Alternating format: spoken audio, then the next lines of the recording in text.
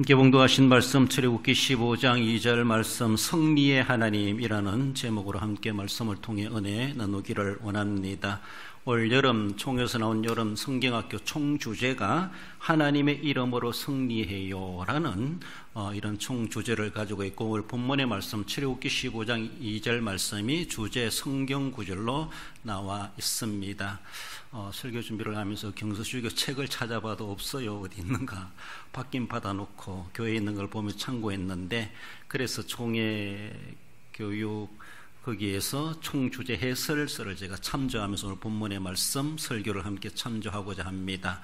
또 내일 주일학교 교사 수련회도 있고, 그래서 성경학교 주제 나온 것을 다시 한번 더 엎어보며 우리가 한번 우리 나름대로도 그렇고 주제에 맞는 시대에 또한 말씀을 함께 상고하길 원하고, 수련회 가서도 오늘 설교 말씀을 다시 공부하게 될 것이다 라는 것을 기억하시면 좋겠습니다. 하나님의 이름으로 승리해요. 이 본문의 말씀 출애굽기 15장에서 17장에 걸쳐 이렇게 올 여름 성경학교의 성경 공부의 그런 내용들이 그렇게 나옵니다. 오늘 본문의 말씀은 홍해를 건너고 나서 그들이 하나님께 정말로 놀라운 하나님의 승리를 경험했던, 아직은 이제 광야 시대 초반이지만 그렇잖아요. 홍해를 건너기까지 출애굽의 승리를 그들은 경험했어요. 생각지도 못했던 홍해가 갈라지는 것을, 그것을 건너게 되었다는 것을, 놀라운 하나님의 능력을 그들은 경험합니다. 물론 앞으로 이제 창창한 40년 광야 생활이 험한 세상이 앞두고 있지만은, 이렇게 초반에 강건적인 하나님의 놀라운 역사를 경험한 그들, 앞으로 어떤 일이 펼쳐질지 모든 걸 하나님께 맡기면은 비록 험난한 길이랄지라도 승리의 길이 이미 징조로 보여주고 있다, 이렇게 볼 수가 있습니다.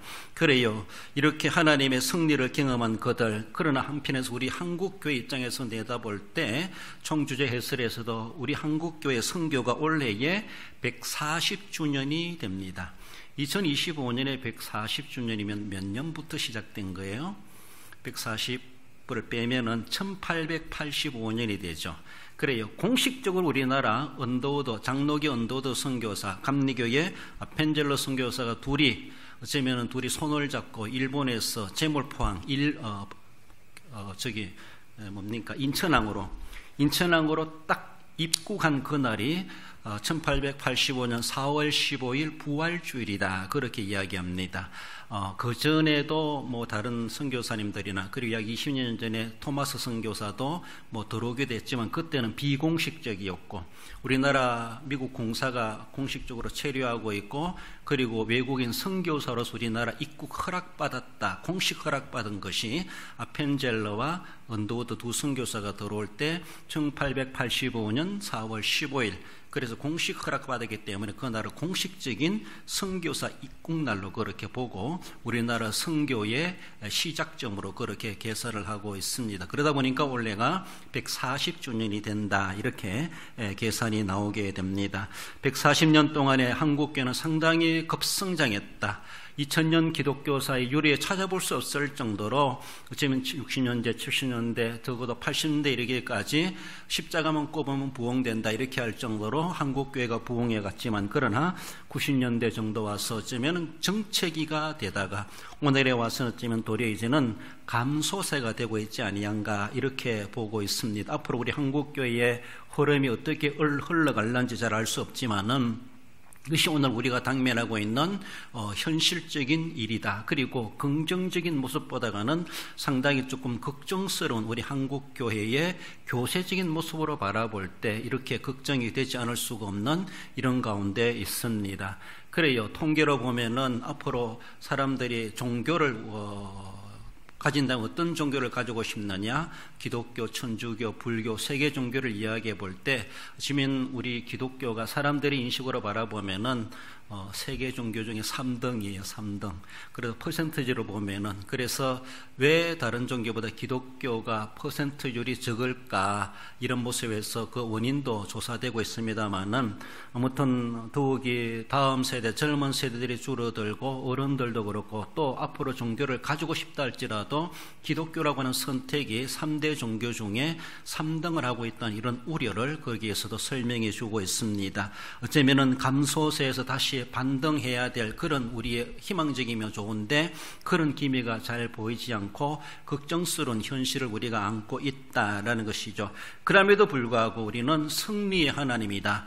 그래요. 하나님의 이름으로 승리해요. 결국 우리가 고난을 겪어내고 그것을 감당해냈을 때 우리에게도 또 새로운 부흥의 시대 더 나아가서는 또 세계 선교를 해가는데 조금 더 지장되지 않도록 그러한 기반을 하나님께서 한국교회에 또 채워주지 않겠는가, 이런 희망을 가지고 승리를 우리가 희망하면서 더욱더 반전의 기회를 노리고 어느 때보다가도 우리가 다른 시대보다가 이전보다가 우리도 허리띠를 동이고 그리고 내가 부담해야 될 감당해야 될 그런 모습에서도 예전만큼 해서는 안 된다라는 것을 늘 기억하며 평화로운 시대 우리가 속된 말로 조상의 덕을 많이 봤지만 이제는 우리가 어려운 시기를 잘 극복해내가지고 우리 후손들에게 어쩌면 더 편안한 교회생활 한국교회가 될 수 있도록 그런 환경을 우리가 조성해 줘야 되지 않겠는가, 이런 책임감도 없잖아 있다라는 겁니다.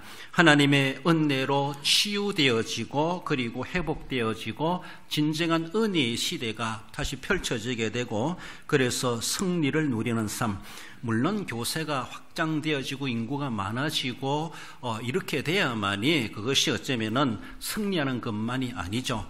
고난 속에서도 핍박 속에서도 감옥 속에서도 승리의 쾌감을 누리며 살아가는 그런 믿음의 성도들도 많이 있습니다. 그래요. 내면적인 모습도 있지만 내외적인 모습에서 정말 한국교회가 또는 우리 교회가 우리의 개인적 신앙도 승리하는 그런 삶이 되어야 되고, 우리 하나님은 결코 실패자가 아니시라 영원한 승리자이시다라고 생각할 때 그런 속성을 우리 실제적인 신앙생활에서도 새롭게 하시는 하나님의 승리를 우리는 소망하고 또 안과 밖으로도 승리의 삶을 누려가는 우리의 모습이 되어야 할 것입니다. 본문으로 돌아와서 승리의 하나님이라는 제의 먼저는 하나님의 이름 여호와를 상고해 봅니다. 여호와는 나의 힘이요. 이 여호와, 하나님께서 모세에게 내가 누가 보내서 왔다고 할까요? 했을 때 나는 스스로 있는 자이다. 출애굽기 3장 14절에 스스로 있는 자가 보내서 왔다 하라 라고 하며 애굽에 돌아가서 애굽의 이스라엘 백성들에게 말하라고 그렇게 하나님에 대해서 소개해 주시는, 계시해 주시는 그런 내용이 있습니다. 스스로 있다, 자존성을 이야기하죠. 그리고 스스로 존재한다는 것은 어떤 뭔가 주입되어야 될 에너지가 필요한 것이 아닙니다. 자존하실 뿐만 아니라 전능하신 하나님이시다라는 것이죠. 우리는 에너지가 공급돼야 되죠. 여러분들 공기 없이 살아갈 수 있습니까? 밥 안 먹고 물 안 마시고 살아갈 수 있습니까? 늘 우리 생명 유지를 위해서, 우리가 살아가기 위해서 에너지가 공급돼야 돼요. 입 닫고 딱 막아버리면은 그걸 끊으면 죽는다 이렇게 말하는 거예요. 그리고 우리 하나님은 공급돼야 될 뭔가 외부로부터 주입돼야 돼 존재하신 하나님이 아니십니다. 스스로 존재하고 스스로 존재하실 만한 능력을 스스로 가지고 계십니다. 그래서 전능하시다 이렇게 자존성과 전능성을 이야기합니다. 여호와, 하나님께서 이렇게 모세에게뿐만 아니라 이전에도 이제 기록되고 있는데 여호와라는 이름을 하나님은 그 이름을 계시해 주셨습니다. 여호와라는 이름을 히브리 단어, 원래 히브리 구약 성경은 자음으로만 돼 있어요. 우리가 가 할 때는 기역이 있고 아가 있어야 되죠. 이거는 모음이잖아요. 에, 이, 오, 그렇잖아요. 그런데 기역, 니엇은 자음입니다.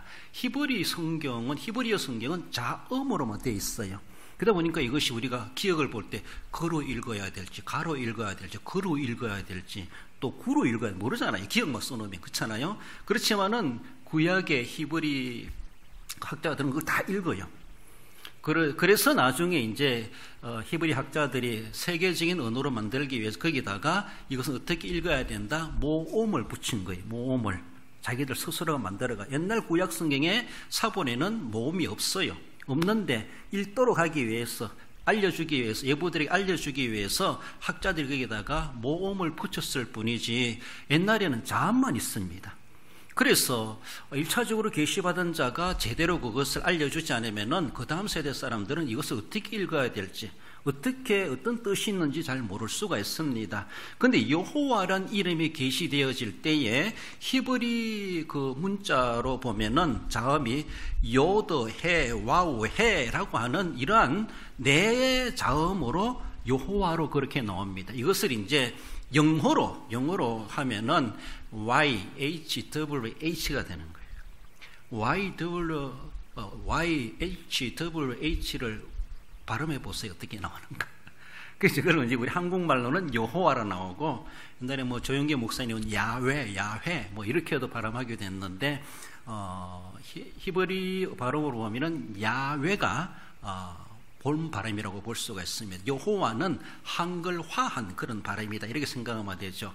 우리가 신약 성경에서도 아테네인데 우리는 아덴이라 그러잖아요. 아덴 그렇잖아요.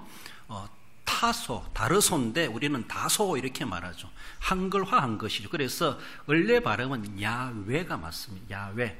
그래서 이것이 한글화하면서 여호와로 우리가 이제 읽고 있는데, 그래서 이 단어가 처음으로 성경에 등록되는 것은 창세기 2장 4절입니다. 여호와 하나님이 땅과 하늘을 만드시는 날에, 이때부터 여호와란 말이 시작되면서 성경 전체에 약 6,800번 기록되고 있다. 그렇게 누가 그걸 다 세매봤는지 모르지만 기록으로 본 때 6,000번 이상, 6,800번 정도 그렇게 나온다. 그렇게 아주 많이 나옵니다. 구약 성경에 보면요, 창출 레민신, 그리고 주로 출애굽기로부터 신명기 이르기까지는 한 장에 여호와란 말이 뭐 수십 번 나옵니다. 그 절에 한 절에 한두 번씩은 나오는 그런 모습들을 찾아볼 수가 있는데, 그러다 보니까 약 6,800번 정도 이렇게 많이 나오는 것이죠. 이 이름이 이렇게 많이 나오는데, 그 이름은 참으로 우리가 일반적으로 그 계시되는 이름으로 바라볼 때 언약적인 이름이고, 하나님이 함께 하신다는 그런 의미를 가지고 있기도 하고, 구원의 약속을, 즉 언약을 이루시는 신실하신 하나님을 나타낼 때 그 이름을 아주 그렇게 호칭하는 것을 볼 수가 있습니다. 우리는 여호와 그리고 하나님 이렇게 말하지만은 실제적으로 그걸 히브리어로 보면요, 하나님에 대한 이름이 여러 개 있습니다. 한글로 번역하니까 그저 하나님으로 다 총괄해가지고 하나님으로 번역하지만은, 우리가 사무엘 할 때 엘도 그것도 하나님이란 말입니다. 엘자가 들어가는 것, 엘리야, 그리고 엘 들어간 이런 것들이 다 하나님과 관련된 이름이 포함되는 겁니다. 그리고 뭐 엘로힘 이렇게도 말하기도 하고, 여러 가지 모습으로 이름이 기록되고 있죠. 그래서 어떤 말씀을 하실 때 그 성경 기자 계시받은 것이 똑같이 우리가 볼 때는 예수로 할 수도 있고, 그리스도로 할 수도 있고, 예수 그리스도로 할 수가 있고, 나사렛 예수로 할 수도 있고, 다윗의 자손 예수로 할 수도 있고, 이렇게 막 예수님에 대해서 이렇게 해서 이렇게 그게 합당한 수식어를 붙어가지고 그 이름을 이용하는, 쓰고 사용하는 것처럼 구약 성경에도 우리가 볼 때는 똑같이 하나님으로 다 번역되지만은 그 내용이 다 다릅니다. 신약에 와서도 뭐 사랑이란 말로 아가페만이 아니고 필로솔 이런 것도 여러 가지 이름으로 많이 나오고, 사랑도 구분이 되잖아요. 우리는 다 사랑으로 되어 있지만 그렇잖아요. 그것처럼 그래서 원서를 보면은 뭐 분명히 그 내용에 대해 좀 더 깊숙이 알아갈 수 있는 것이 있기도 합니다. 그래서 그 중에 이름이 하나가 여호와인데 많이 사용된 그 이름이죠. 구약 성경에 이런 모습 속에서 여호와란 이름으로 계시하셨는데, 사실 우리가 야훼라고 읽지만요, 이것을 실제로 구약시대 학자들은 이 이름을 함부로 입으로 뱉어내지 못했어요. 그래서 지금이 와서 결론적인 것은 진짜 발음이 뭔가를 아무도 몰라. 기록으로 바라보면 저희도 학교 다닐 때 배울 때도 그랬는데, 또 기록된 내용으로 바라볼 때 학자들이, 서기관들이 성경을 필사하잖아요. 그래서 사본이 있다 그러잖아요. 원본은 하나밖에 없지만은 모세가 쓴 원본이 하나 있다는 그걸 가지고 학자들이 계속 필사를 한 거죠. 오늘날처럼 뭐 등삭이 있는 것도 아니고. 그래서 계속 썼는데, 쓰다가 여호와란 말이 나오면요, 가서 목욕하고 그 자를 썼대요. 그리고 그 붓은 꺾어서 버렸대요. 한번 썼기 때문에, 여호와란 이름에 써먹었기 때문에 다윗은 다른 붓으로 다른 글자를 쓸 때는 쓰고, 그 이름 나올 때마다 학자들은 그렇게 어쩌면은 목욕제게하고, 그리고 옷을 갈아입고, 한번 여호와는 이름을 쓴 그 붓은 꺾어버려가지고 안 쓰고 다른 붓을 가지고 계속 성경을 필사하고, 그러다 보니까 뭐 성경 쓰려고 6,800개나 붓이 들어가지 않았겠나 할 정도로, 이렇게 그만큼 여호와라는 이름을 그들은 아주 두렵게 생각했어요.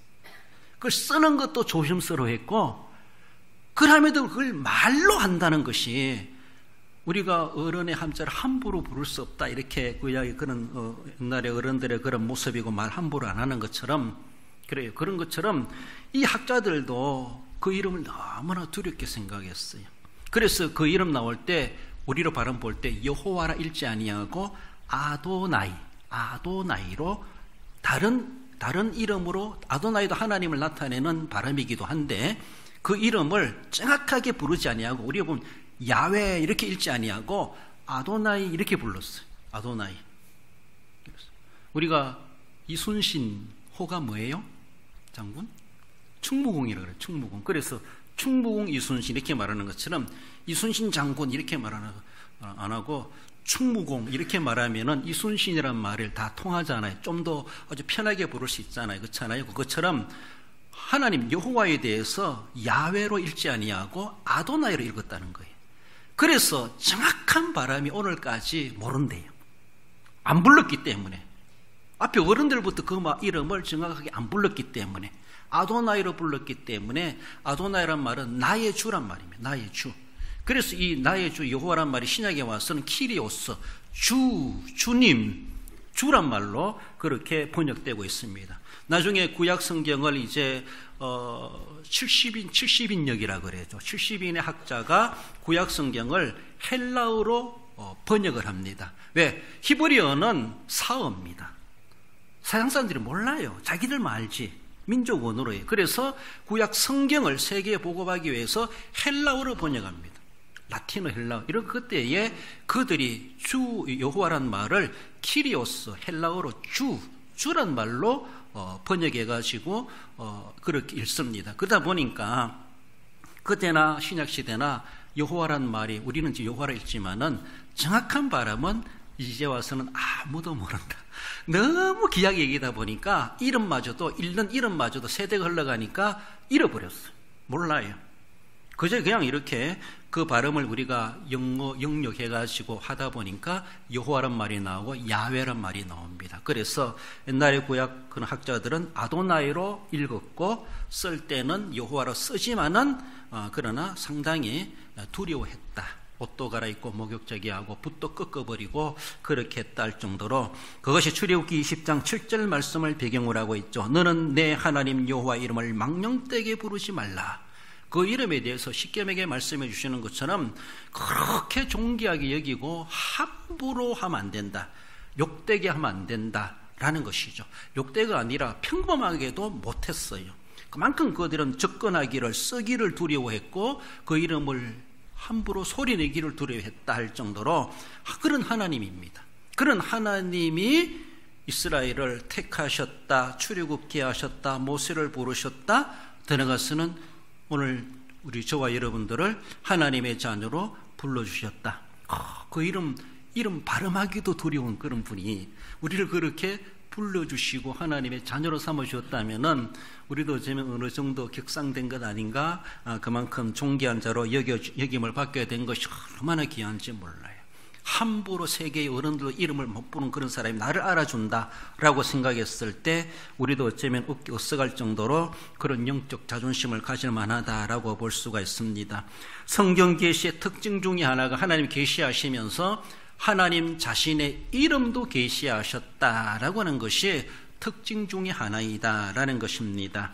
그래서 그 이름 가지고 제사장이나 레위인들이나 왕도 백성들에게 축복하는 그런 내용들이 나오는 것을 볼 수 있고, 그리고 하나님께서는 마음껏 내 이름을 부르라, 내 이름으로 구하여라, 늘 그렇게 아주 우리는 너무나도 두려워하고 경외심을 갖는 나머지 함부로 말도 못하지만은 하나님은 너무 그렇게 하지 말고 아주 편하게 불러라 이렇게 할 정도로, 그리고 제사장들도 여호와의 이름으로 그 얼굴을 비추사 이렇게 말하면서 또 레위인들도 왕도 백성들에게 축복하도록 그렇게 했던 것을 봅니다. 그래요. 출애굽기 20장 24절에 내가 내 이름을 기념하게 하는 모든 곳에서 내게 임하여 복을 주리라 라고 하며 주님의 이름이 망령될 것이 아니하고 기념되도록, 다르게 보면은 그 이름이 영광되도록, 그 이름을 우리는 실축해 만드는 그런 자가 되어서는 안 된다라는 것이죠.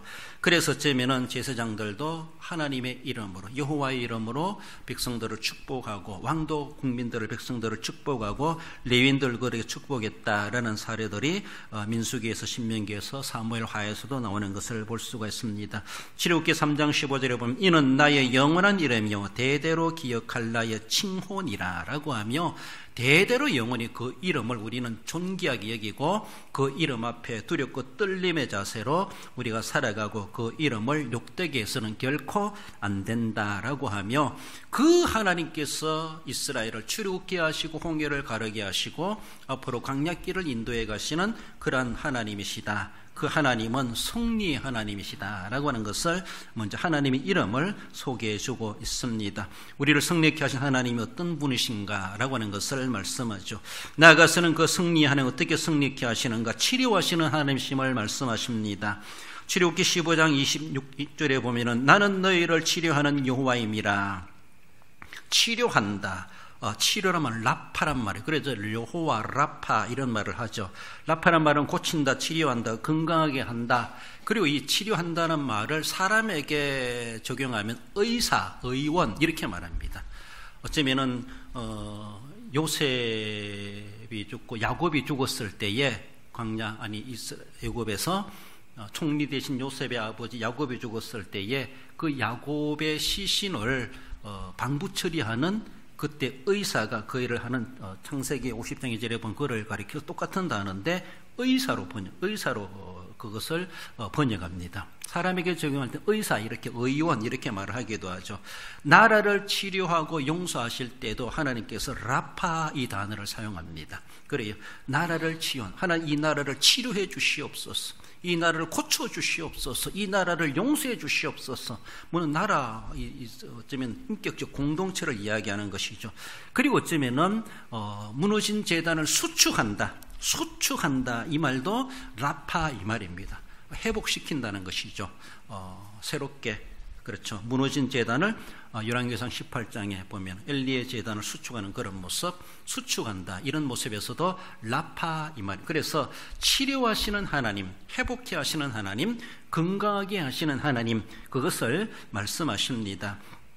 이스라엘 백성들이 광야 이제 홍해를 건너서 본격적인 수르 광야에 들어갑니다. 수르란 광야에 들어가고 3일 길을 가도 물을 얻지 못해요. 물을 얻지 못하는데 물웅덩이를 발견했습니다. 그래 목마른데 잘 됐다. 물을 탁 마셨는데 어때요? 써요.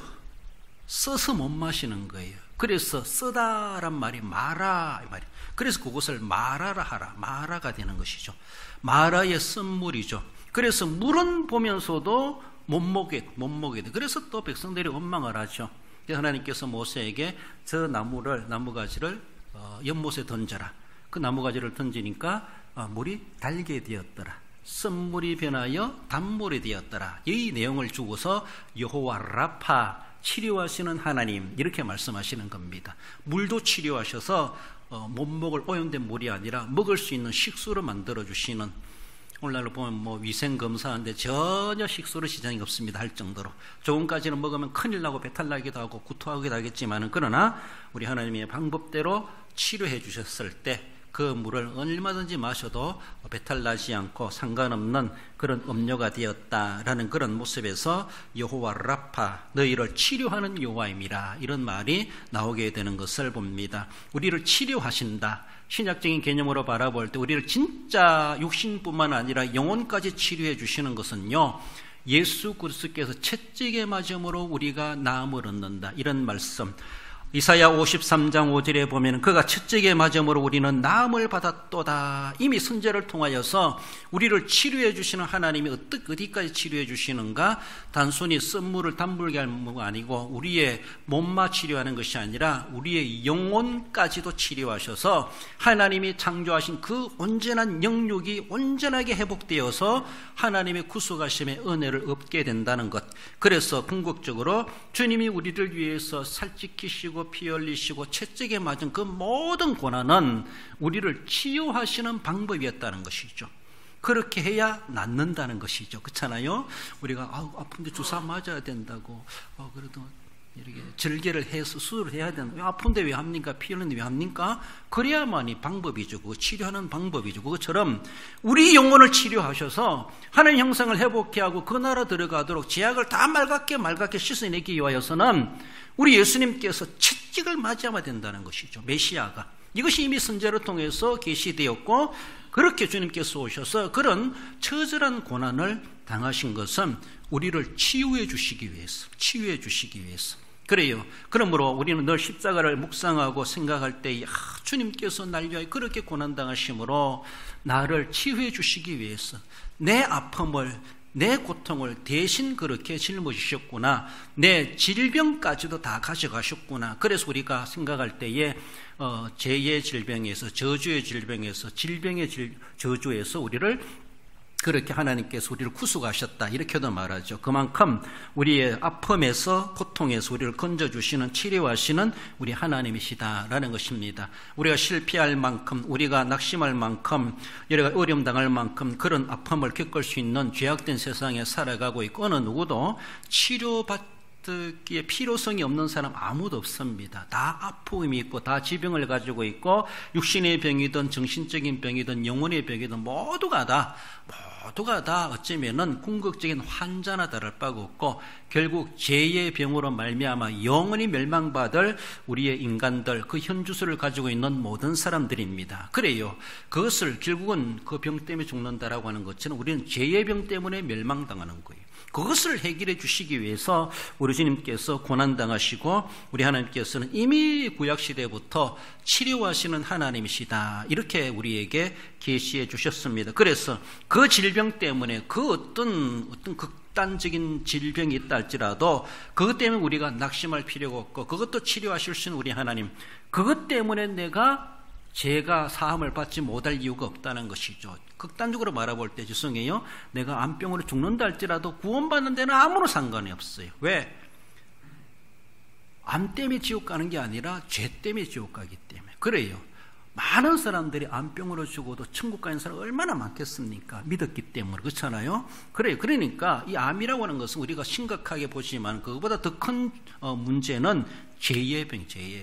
그 죄의 병을 해결해 주시기 위해서 주님께서는 채찍을 맞으신다, 고난은 당하셨다라는 것이죠. 그래서 우리 영혼뿐만 아니라 육신까지도 해결해 주시고, 썸물을 단물로 만들어 주셨던 우리 환경까지도 하나님께서는 치료하셔서 좋은 생활 환경이 되게 하실 수 있는, 일반적이든 특별적이든 모든 것들을 치료에 가능하신 우리 하나님이시다. 그 하나님이 계심으로 우리는 승리를 할 수 있다라고 하는 것을 그렇게 말씀하십니다.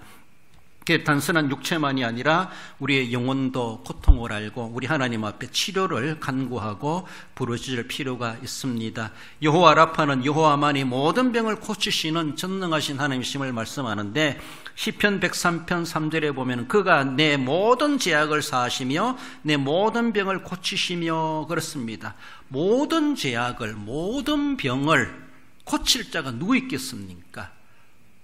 유명한 명의랄지라도 더 이상 의학적으로는 불가능합니다. 자기도 어찌할 수 없다는 것이죠. 그렇잖아요. 한계가 있습니다. 그런 일들이 있습니다.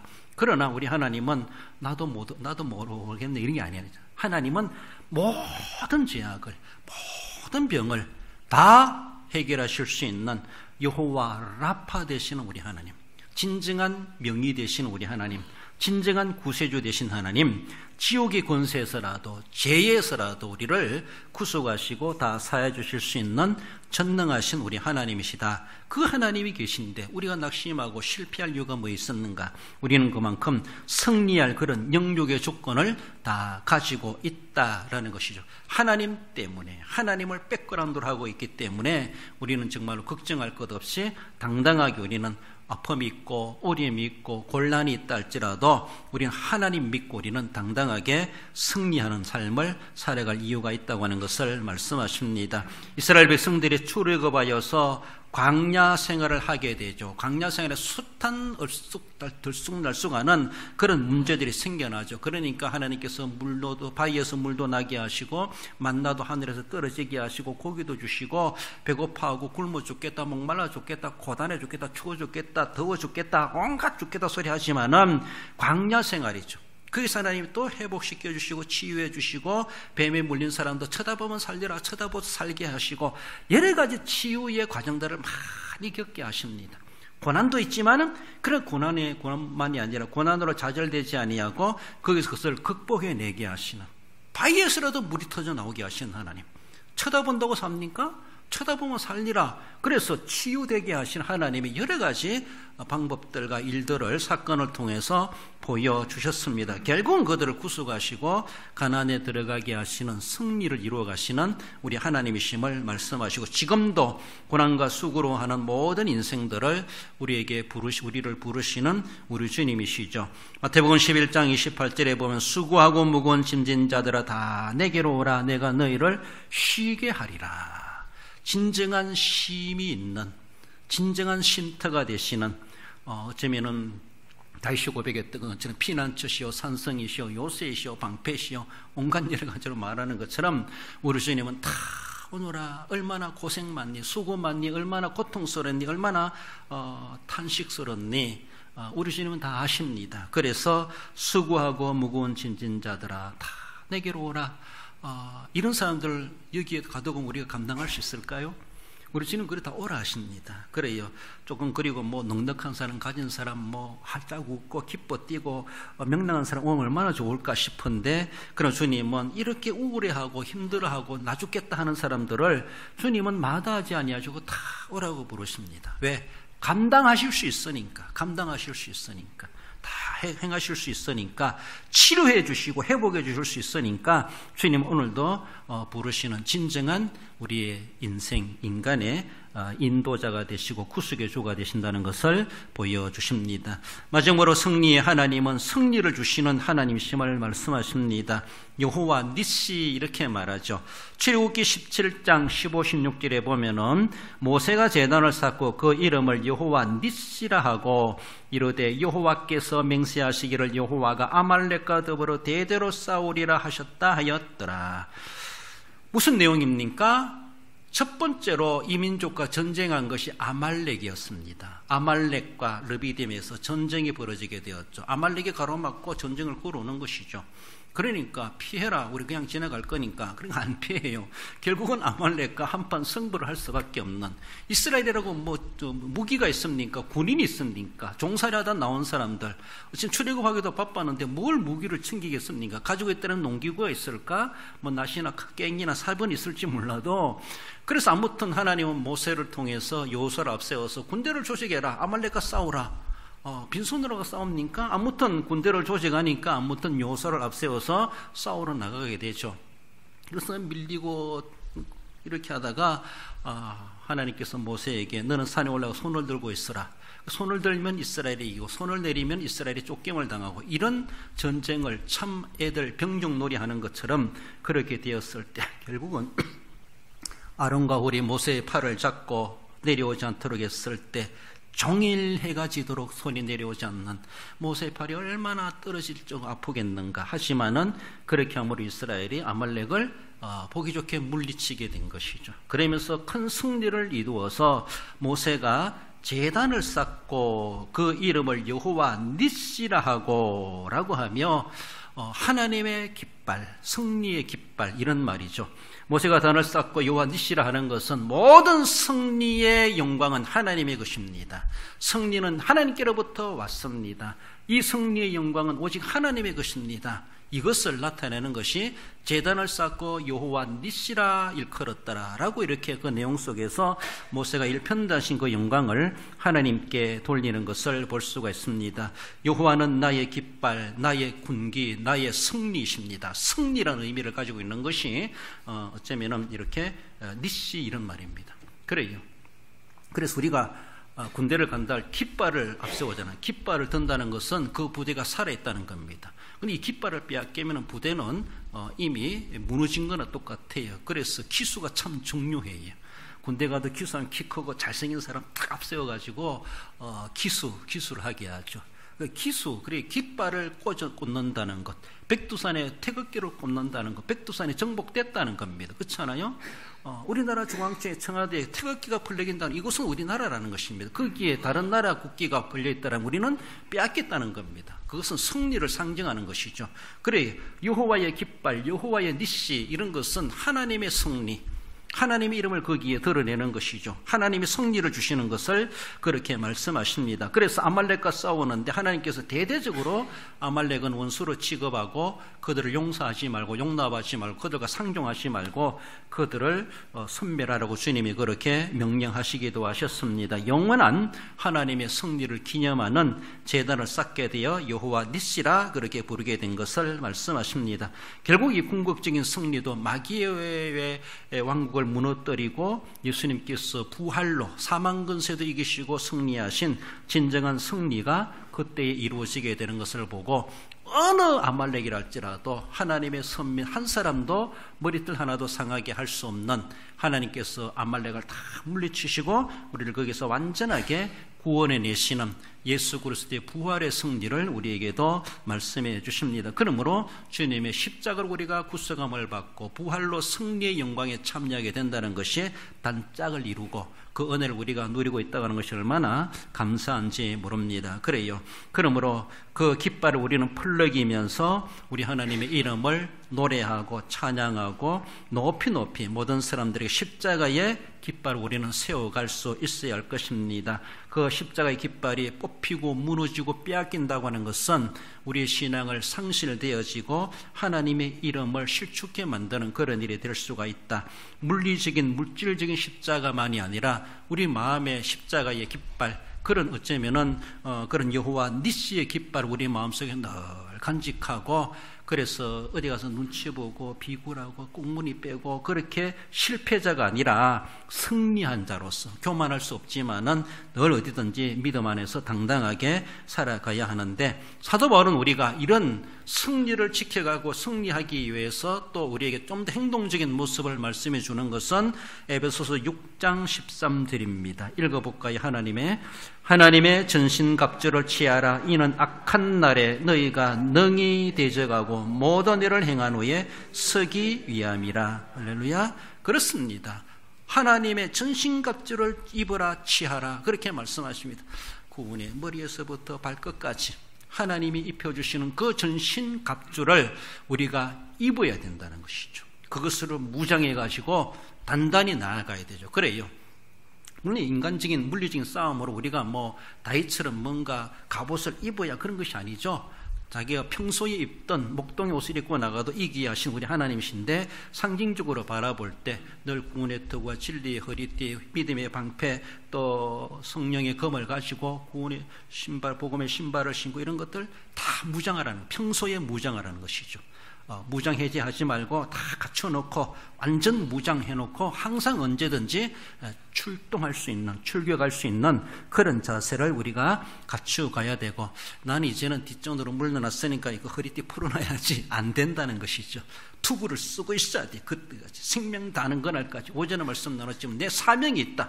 사명 끝나는 그날은 내 죽는 날이다. 죽는 그날까지 나는 구원의 투구를 벗어놓지 않을 것이야. 진리의 허리띠를 끌어놓지 않을 것이야. 복음의 신발을 내가 벗어놓지 않을 것이야. 늘 생동감 있게 있는 그 모습 그대로 노병이랄지라도 사라지지 않고 건장하게 그 자리를 지켜갈 수 있어야 할 것입니다. 요한일서 5장 4절에 사도 요한이 이렇게 말합니다. 무릇 하나님께로부터 난 자마다 세상을 이기느니라. 세상을 이기는 승리는 이것이니 우리의 믿음이니라. 그래요.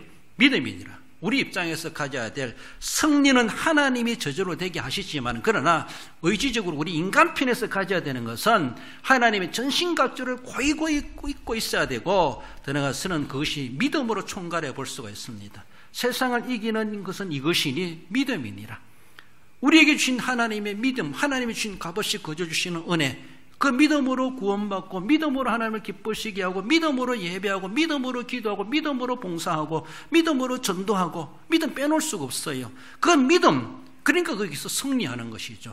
우리가 가지고 있는 그 믿음이라고 하는 무기가 있어요. 이거로 방어도 할 수 있고 공격도 할 수 있고, 그 믿음이 우리는 세상을 이기게 하고 죄를 이기고 마귀를 이기고 주님의 승리에 참여할 수 있는 우리가 가져야 될 진짜 무기라고 하는 것을 한마디로 믿음의 말로 표현하고 있다. 그래서 우리는 힘없는 믿음, 쓰지 못하는 믿음, 이름만 있는 믿음이 아니라 써먹을 수 있는 믿음, 진짜 사용되는 믿음, 지금도 시퍼렇게 날이 서 있는 믿음, 그렇잖아요? 믿는다 하면서도 믿는지 안 믿는지 헷갈릴 정도로, 그래요. 아무리 배도 배지도 않는 둔한 그런 칼, 그런 것이 아니라 정말로 시퍼런 날이 서 있는 그런 모습처럼 생생하게 언제라도 쓰임받을 수 있는 그런 믿음, 생동감이 있고 살아있는 그런 믿음을 우리는 늘 간직하고, 그래야지 그것이 승리하는 믿음이죠. 그렇잖아요? 부끄럽지 않은 그런 믿음을 간직하셔서 이 더운 여름 날씨 가운데서도 승리의 하나님을 경험하시고 승리의 하나님과 동행하시고 또 이런 가운데 승리케 하시는 놀라운 하나님의 믿음의 능력을 경험해가는 우리의 삶이 되어야 할 것입니다. 결론적으로 읽어봅시다. 신앙생활에 환경이 어떠하든지 변함없이 스스로 존재하시는 하나님의 이름으로 힘을 얻고 고통 중에서 치료 회복해 하심을 따라 믿음으로 세상을 이겨 영원한 승리자 하나님을 높이는 성도가 됩니다. 그렇습니다. 하나님의 전신갑주를 입고 믿음으로 제단을 쌓고 여호와 니시라 하나님 영광 받으시옵소서, 하나님께 영광을 돌리는 진정한 그 영광의 승리에 참여하기 합당한 그 승리의 삶을 살아가시는 우리 모든 성도 여러분들 되시기를 주님의 이름으로 축원드립니다.